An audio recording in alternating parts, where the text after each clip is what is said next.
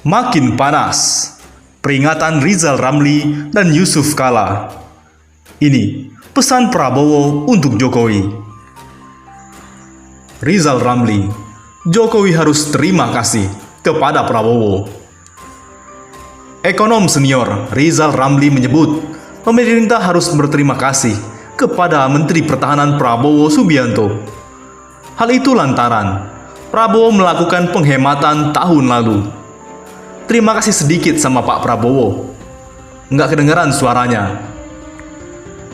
Kata Rizal Ramli pada acara ILC TV One Selasa 21 April 2020. Di mana dirinya tidak menandatangani proyek pembelian alat utama sistem pertahanan atau alutsista, sehingga di saat pandemi virus corona atau COVID-19 ini, pemerintah masih punya anggaran yang mungkin bisa dipakai untuk menangani corona. Dia, Prabowo Subianto, tidak tanda tangani semua proyek pembelian alutsista yang markup-nya lebih dari 10%. Itu artinya dia menghemat 3,4 miliar dolar secara diam-diam.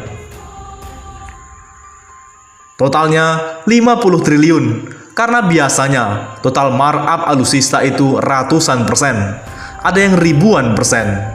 Dia mungkin 10% saja. Di atas 10%, Prabowo tidak mau tanda tangan. Prabowo sudah lapor sama Jokowi, sekitar 3,4 miliar dolar, itu hampir 50 triliun rupiah tahun kemarin, kata Rizal Ramli. Oleh karena itu, Rizal juga menyebut pemerintah masih punya uang untuk difokuskan menangani corona. Dirinya meminta pemerintah menunda dulu proyek pembangunan infrastruktur yang ada di tanah air. Kemudian, anggaran proyek pembangunan infrastruktur bisa digunakan dulu untuk menangani kasus corona ini. Misalnya, proyek pembangunan ibu kota baru. Pemerintah masih punya total 207 triliun. Hentikan proyek infrastruktur yang enggak jelas itu. Ibu kota baru itu. Hentikan dulu. Pakai uangnya untuk tangani corona, kata Rizal Ramli menegaskan. Di sisi lain, 6 bulan masuk pemerintah, Prabowo Subianto, saya tidak mau menjadi bagian perpecahan. Ketua Umum Partai Gerindra, Prabowo Subianto, menyampaikan kalimat atau arahan kepada seluruh kader Gerindra mengenai perkembangan situasi politik terkini. Kalimat tersebut disampaikan Prabowo melalui rekaman video yang disebarluaskan melalui media sosial Facebook miliknya Rabu ini. Dalam kesempatan itu, Prabowo mengawali dengan keputusan Gerindra untuk bergabung ke dalam koalisi pemerintah, di mana saat ini Prabowo telah menjabat sebagai Menteri Pertahanan Republik Indonesia. Dinamika perkembangan situasi politik beberapa bulan yang lalu begitu cepat, sehingga saya harus mengambil keputusan cepat, kata Prabowo Subianto. Namun demikian, ia mengaku setiap keputusan yang diambil selalu dikonsultasikan dengan elit hingga pimpinan Gerindra di daerah. Sudah 6 bulan, Gerindra masuk pemerintah sebagai bagian koalisi pemerintah. Saya putuskan waktu itu untuk melakukan langkah besar rekonsiliasi nasional dengan mengenyapingkan kepentingan partai, perasaan pribadi, dan segala sesuatu yang menjadi pikiran-pikiran kita pada saat itu, demi satu hal yang sama, yaitu kerukunan nasional, persatuan nasional, dan rekonsiliasi, tegas Prabowo. Ia juga mengingatkan kepada para kader bahwa lawan politik bukanlah musuh. Lawan politik, kata mantan Danjen Kopassus ini, merupakan saudara sebangsa dan setanah air. Oleh karenanya, yang meminta kepada semua pihak untuk menghindari perpecahan apapun alasannya. Saya tidak mau merupakan bagian daripada perpecahan itu. Berapapun ongkos yang harus kita bayar, betapapun sedihnya perasaan kita, harus kita kesampingkan demi kepentingan yang lebih besar. Untuk itu, sekarang kita bekerja sama dengan Presiden Joko Widodo, tandas Prabowo. Tapi apa yang dilakukan Presiden kita? Rizal Ramli dan Yusuf Kala malah meminta Jokowi hentikan proyek, fokus tangani corona. Mantan Wakil Presiden Yusuf Kala (JK) menyarankan kepada pemerintah Presiden Joko Widodo dan wakilnya Presiden Ma'ruf Amin agar fokus pada penanganan pencegahan penyebaran virus corona atau COVID-19, sehingga hentikan dulu proyek-proyek infrastruktur termasuk pembangunan ibu kota negara baru di Kalimantan Timur. Kita harus menghemat untuk kebutuhan tidak penting, termasuk juga pengurangan anggaran pembangunan.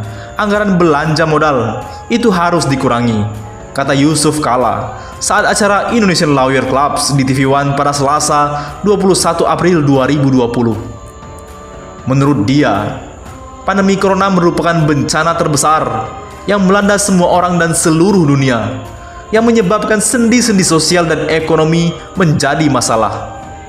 Untuk itu, upaya sekeras-kerasnya harus bersama-sama menyelesaikan penyebabnya terlebih dahulu.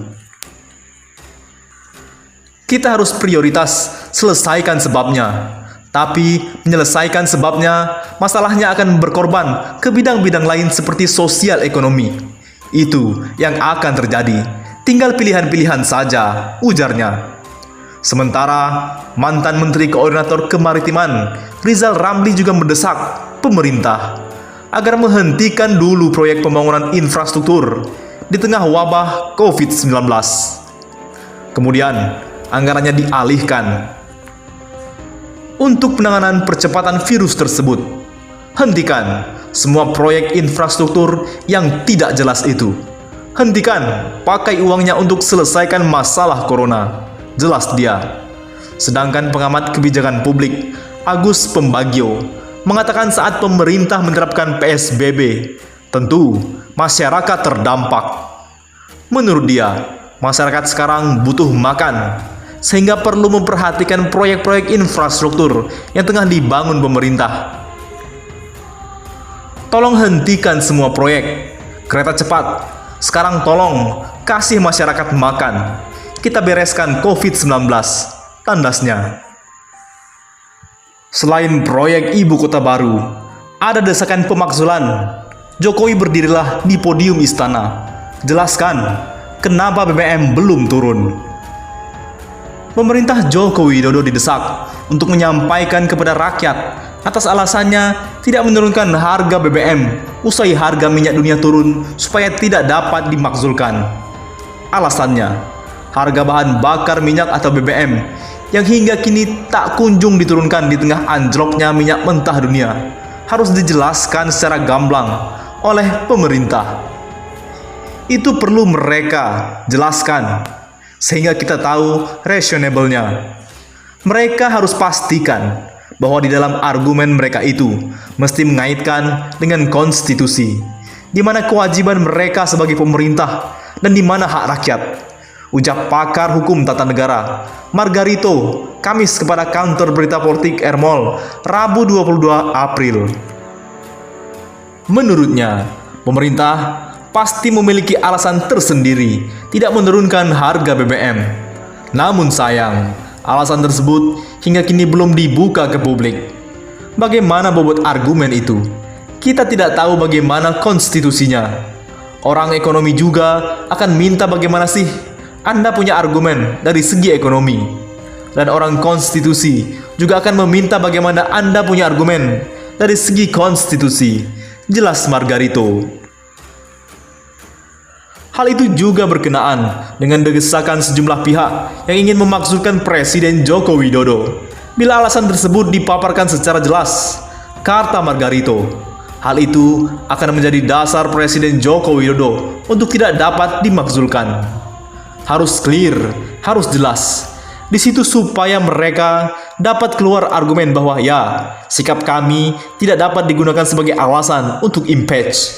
Itu yang paling pokok, tegas Margarito. Sehingga Margarito menyarankan agar Presiden Joko Widodo untuk segera menyampaikan kepada publik dengan argumentasi konstitusi atas kebijakan yang tidak segera menurunkan harga BBM itu. Berdiri di podium istana, lalu jelaskan mengapa pemerintah tidak turunkan harga BBM. Argumen-argumen itu semua mesti dipoles dalam kerangka konstitusi. Dalam konstitusi, dua hal yang harus dijelaskan, yaitu di mana kewajiban konstitusional pemerintah dan di mana hak konstitusional rakyat. Tandas Margarito. Bagaimana menurut pendapat Anda?